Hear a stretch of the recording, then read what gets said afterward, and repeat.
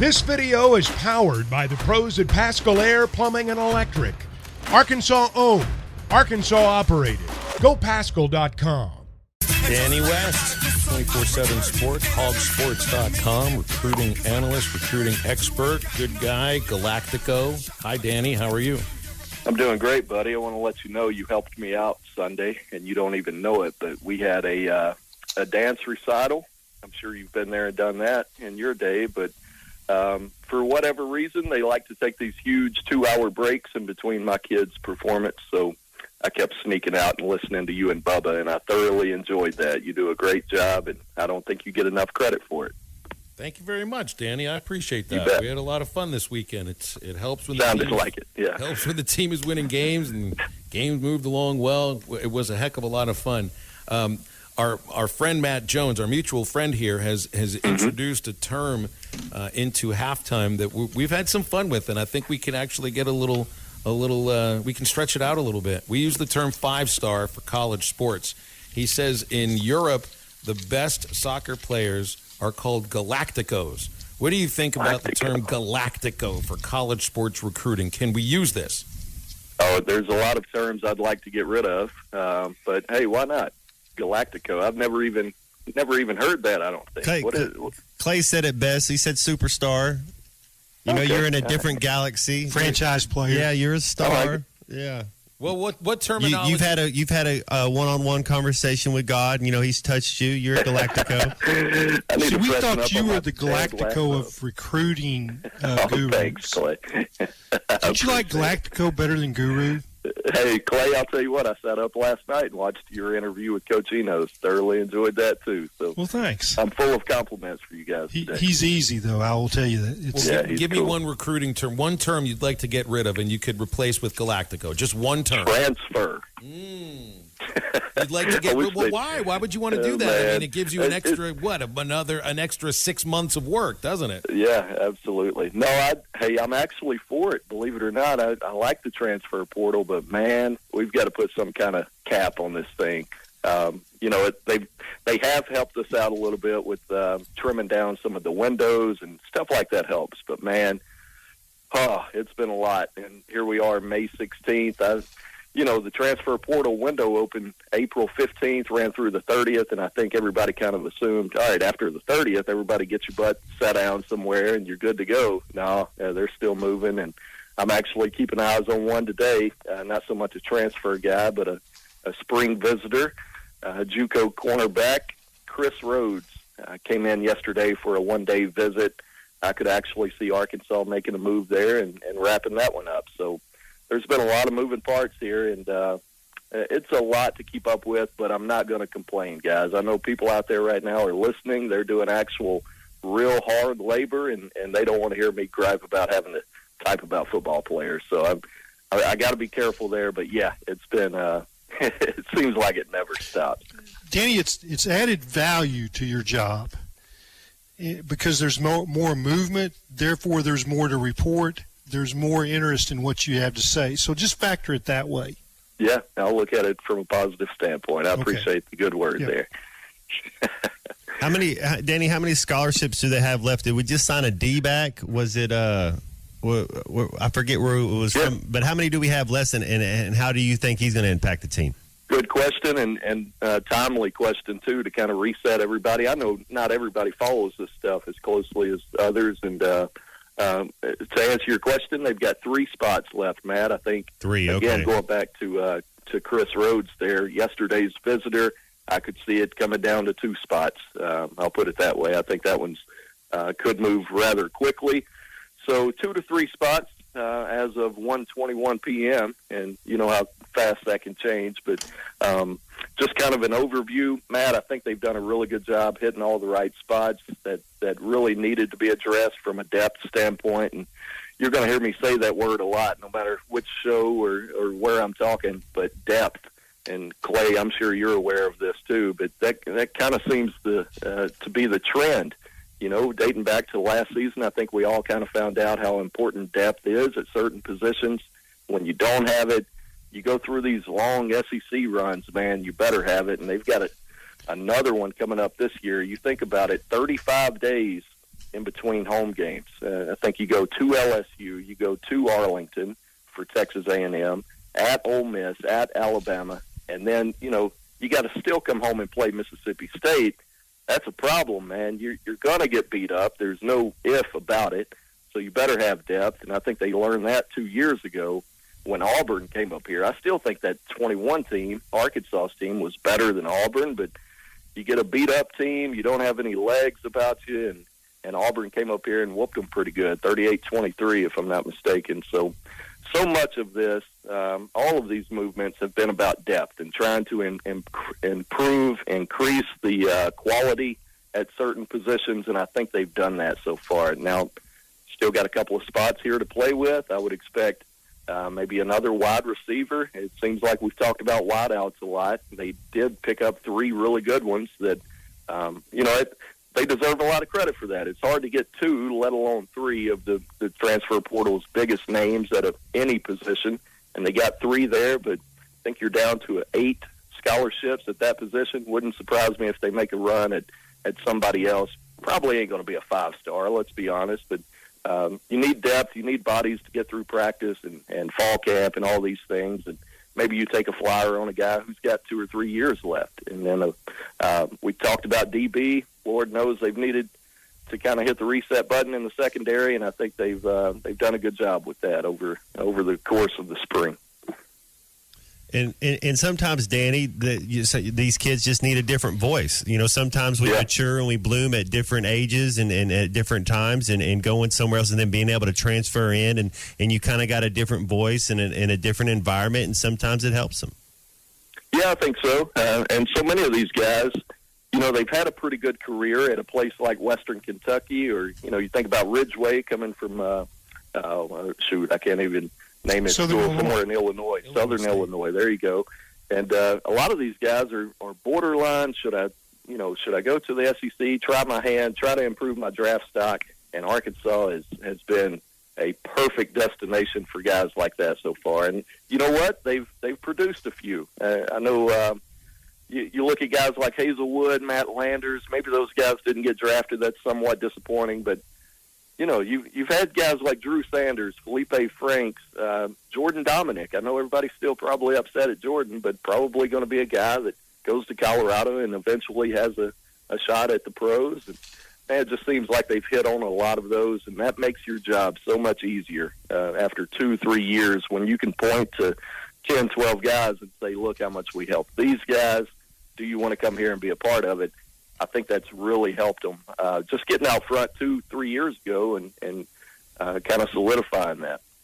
Hey, Danny, can you imagine what it must be like to be the recruiting columnist that covers Colorado football? Like, seriously, I can't imagine a more difficult job right now. Yeah, no, you know what? I don't even know who covers it out there. Who's Danny, who's evaluating all that talent out there? I mean, it's just coming and going each way. Yeah. Have y'all been to Colorado?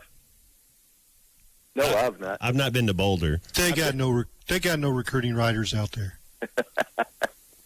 There's other things that they would keep busy with. Oh, I see where you're fly going. Fishing. Yeah. Oh, fly fishing, of course. I knew you were thinking in a bad spot. Yeah, I knew. Sorry. Yeah. Danny, it seems in the spring season or the spring transfer season, because now we got 2 of them, it's been more of a focus on depth at the defensive positions. I know you brought in Gums, the tight end from North Texas, and that was an interesting deal. But, really beefed up the defensive line, linebacker position, defensive backs as well. Is that fair to say? Yeah. I think really that's been the plan all along.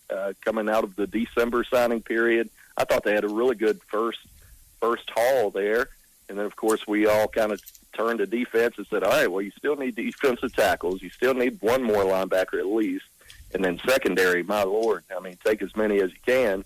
And, I think they've done that. I really, really like the D-line class that they brought in, and I think that's key because of what you lose. Obviously, Drew Sanders, not so much a defensive lineman, but that's a lot of production you've got to try to replace there. I mean, you led the SEC in sacks, so that's really kind of hard to argue with, but so many of those sacks, to me, guys, seem to come against a few games in particular. South Carolina, SEMO, and LSU. That produced 21 of your 42 sacks on the year. So my point being, I think they're trying to be a more consistent pass rushing team, and you do that by creating more depth. And I think they've added some pieces to go with Zach Williams, Jashad Stewart, who are seniors now all of a sudden. You know, it's time for those guys.